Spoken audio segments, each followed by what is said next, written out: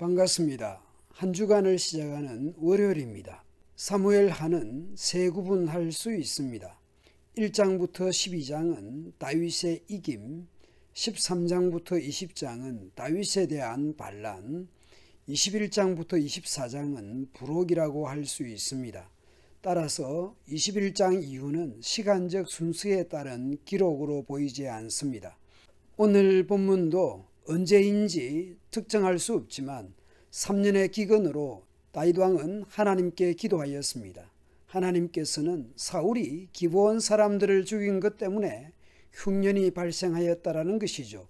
그리하여 기브온 사람들의 원한을 풀어주기 위해 다윗은 사울의 후손들 몇 명을 기브온 사람들에게 넘겨주어 죽게 했고 그 후에 비로소 흉년이 그치게 됩니다. 오늘 본문을 봅시다. 다윗 시대에 3년 동안이나 흉년이 들었습니다. 심각한 문제인 것이죠. 국가적 재난입니다. 다윗은 왕으로서 우연한 흉년이 아니라는 것을 짐작하고 심각하게 주 앞에 나아가서 기도합니다. 주님께서 응답하셨습니다. 사울과 그의 집안이 기브온 사람을 죽여 살인죄를 지은 탓이다. 그래서 다윗은 기브온 사람들을 불러다가 물어보았습니다. 기브온 사람은 본래 이스라엘 백성의 자손이 아니라 아모리 사람들 가운데서 살아남은 사람들이며 이미 이스라엘 백성이 그들을 살려 죽였다고 맹세하였는데도 사울은 이스라엘과 유다 백성을 편파적으로 사랑한 나머지 할 수 있는 대로 기브온 사람들을 다 죽이려고 하였다라는 것이죠. 언약의 공동체가 언약을 파기해버린 결과가 되어버린 것입니다. 그래서 다윗은 기브온 사람들에게 다시 묻습니다. 어떻게 하면 좋을지를 묻습니다. 내가 무엇으로 보상을 하여야 주의 소유인 이 백성에게 복을 빌어주시겠소? 기브온 사람들은 다윗에게 말합니다. 사울이나 그의 집안과 우리 사이의 갈등은 은이나 금으로 해결할 문제가 아닙니다. 우리는 이스라엘 사람을 죽일 생각은 없습니다. 다윗은 다시 그들에게 물었습니다. 그러면 당신들의 요구가 무엇이요? 내가 들어주겠소. 그들은 다윗에게 말하였습니다. 사울은 우리를 학살한 사람입니다. 그는 이스라엘의 영토 안에서는 우리가 어느 곳에서도 살아남지 못하도록 우리를 몰살시키려고 계획한 사람입니다.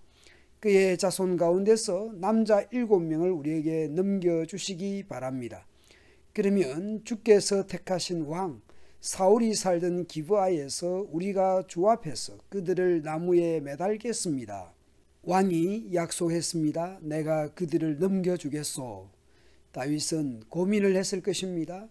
그런데 사울의 아들인 요나단과 그들 사이에 계시는 주 앞에서 맹세한 일을 생각하여 사울의 손자여 요나단의 아들인 무비보셋은 아껴서 빼놓았습니다. 그 대신에 왕은 아야의 딸 리스바가 사울과의 사이에서 낳은 두 아들인 알모니와 무비보셋을 붙잡고 또 사울의 딸 메랍이 모올라 사람 바르실레의 아들인 아드리엘과의 사이에서 낳은 아들 5을 붙잡아다가 기브온 사람의 손에 넘겨주었습니다. 기브온 사람이 주 앞에서 그들을 산에 있는 나무에 매달아 놓으니 그 7이 다 함께 죽었습니다. 그들이 처형을 받은 것은 곡식을 거두기 시작할 무렵 곧 보리를 거두기 시작할 때였습니다. 아야의 딸 리스바는 두 아들이 죽었죠. 그녀는 굵은 배로 만든 천을 가져다가 바위돌 위에 쳐놓고 그 밑에 앉아서 보리를 거두기 시작할 때로부터 하늘에서 그 죽음 위로 가을비가 쏟아질 때까지 낮에는 공중의 새가 밤에는 들짐승이 시신의 얼씬도 하지 못하게 하였습니다. 낮이고 밤이고 두 아들의 시신을 지키고 있었던 것이죠. 아야의 딸이며 사울의 첩인 리스바가 이렇게 하였다는 소문이 다윗에게 전해졌습니다. 이 또한 얼마나 슬프고 고통스러운 일입니까? 어느 날 갑자기 정부 정책에 의해 두 아들을 잃었으니까요. 두 아들을 잃은 리스바의 이런 행동을 전해들은 다윗은 미안한 마음과 함께 깊은 감명을 받았을 것입니다.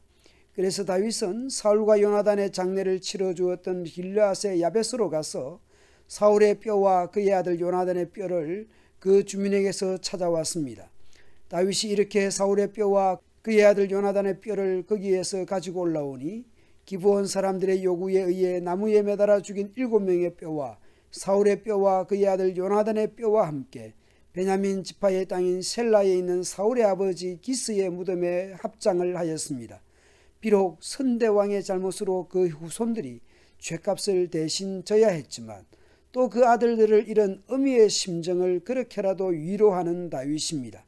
비록 책임을 묻게 되었지만 그 죄책으로 자식을 잃은 그 어미의 심정과 아픔을 위로하고 격려하는 것이 지도자가 해야 할 일인 것이죠. 사람들이 다윗이 지시한 모든 명령을 따라서 그대로 한 뒤에야 하나님께서 그 땅을 돌보아 주시기를 비는 그들의 기도를 들어주셨습니다. 흉년이 그치고 곧 하나님의 진노가 그치게 된 것이죠.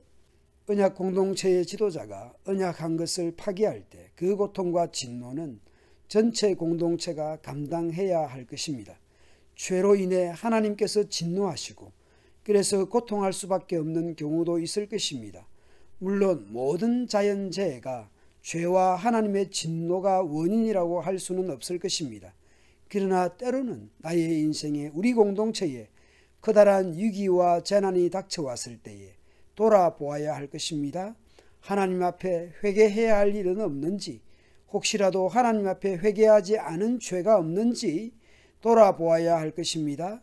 하나님 앞과 사람 앞에서 늘 신실하게 성실하게 살아가야 할 것입니다.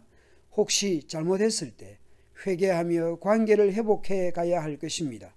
오늘 하루도 다른 사람에게 인자와 은혜를 베풀며 살아가고 혹여 잘못한 일에 대해서 배상하고 용서를 구하며 살아갑시다. 감사합니다.